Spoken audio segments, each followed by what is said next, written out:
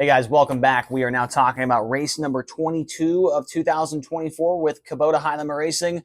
Once again, YouTube from the road here. We're at the Quality Inn now in Blue Springs, Missouri, getting ready to head over to I-70 here on Friday night, which is going to be June 7th, and they'll be back again on June 8th as well. It's going to be, or the track, I should say, is in Odessa, Missouri. It is a half-mile racetrack.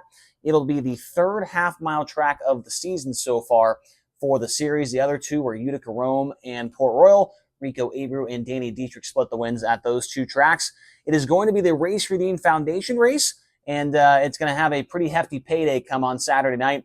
And it's the first time since, well, I guess it's been about a year and a half, or it's been 1 year since this race was held at I-70. Last year it was at the Plymouth, Wisconsin track, Plymouth Speedway, and now it is back here at I-70. So let's look at the weather. Things obviously not looking too great, at least on Friday. 88 degrees for a high, a low of 66, and the rain chances right now at 65%. And so we're hoping that this one gets in. You know, pretty tough loss last night at Davenport Speedway with the rain there. And so hopefully we don't have two in a row with High-Limit Racing. It's going to be cloudy skies there and 5 to 10 mile per hour winds on Friday.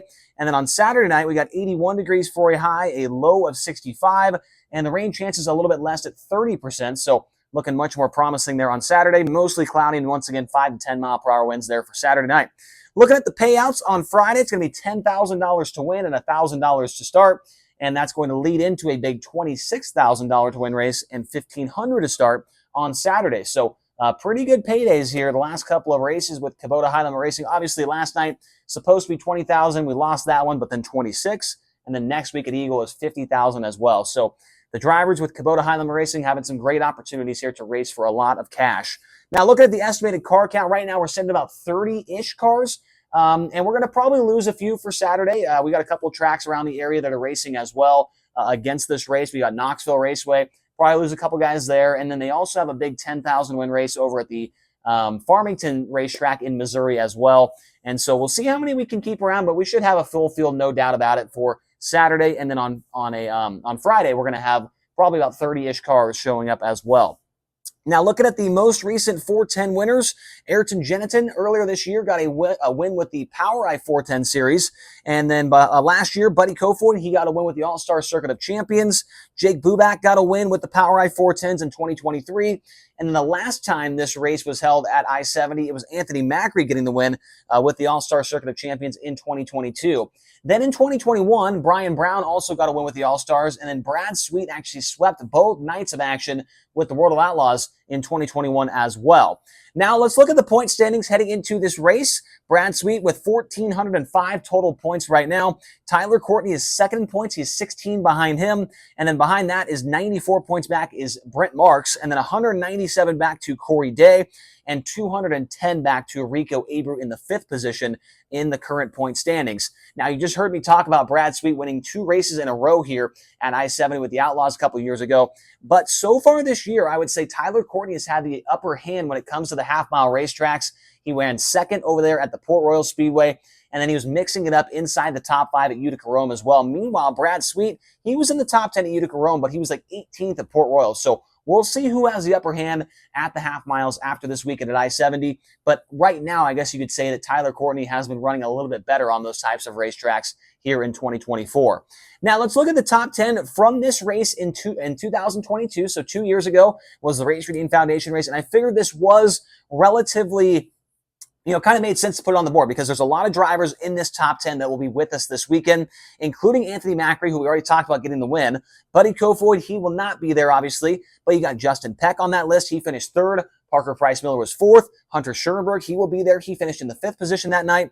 And then you had Gio Scelzi, but then Brian Brown, Tyler Courtney, Aaron Reitzel, and Corey Eliason, they all rounded out the top 10. I remember looking at the results. Rico Abreu, he led laps in that race. Corey Day was there. A couple other guys. Zeb Wise was there in that race as well. So a lot of our guys that are full-time with High Limit do have some experience there and have some experience relatively recently here at I-70 as well. Now, let's look at the non-full-time drivers that will be with us this weekend. At least, most of these guys, almost all of them will be there on Friday. We'll lose a couple probably on Saturday, Brian Brown, he will be there in car number 21. We'll have the Wagner brothers, Jack and Samuel, there. We'll also have Anthony Macri and Ayrton Jeniton, who we've already talked about a few times in this video. Chase Randall in that 2KS car. Hunter Schoenberg in the 19H for Hybrid Motorsports.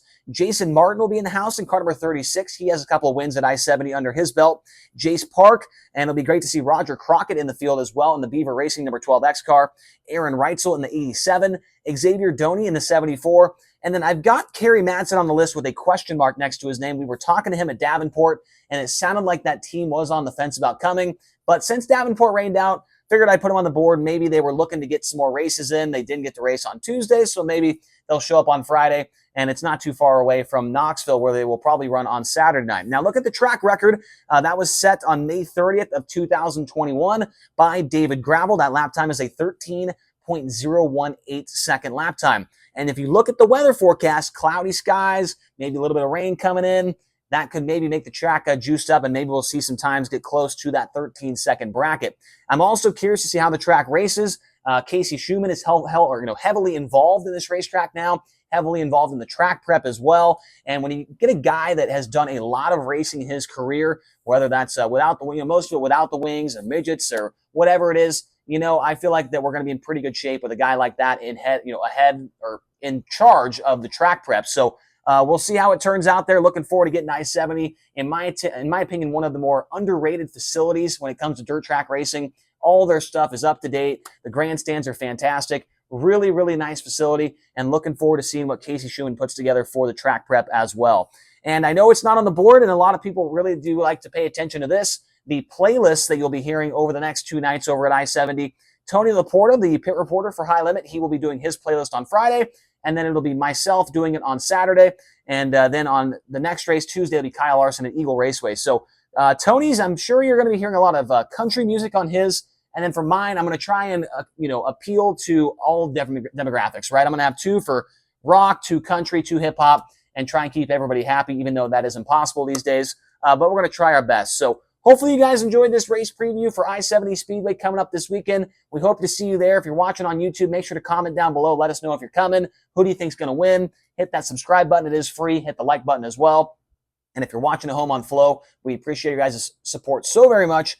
And we'll talk to you again here soon. Thank you.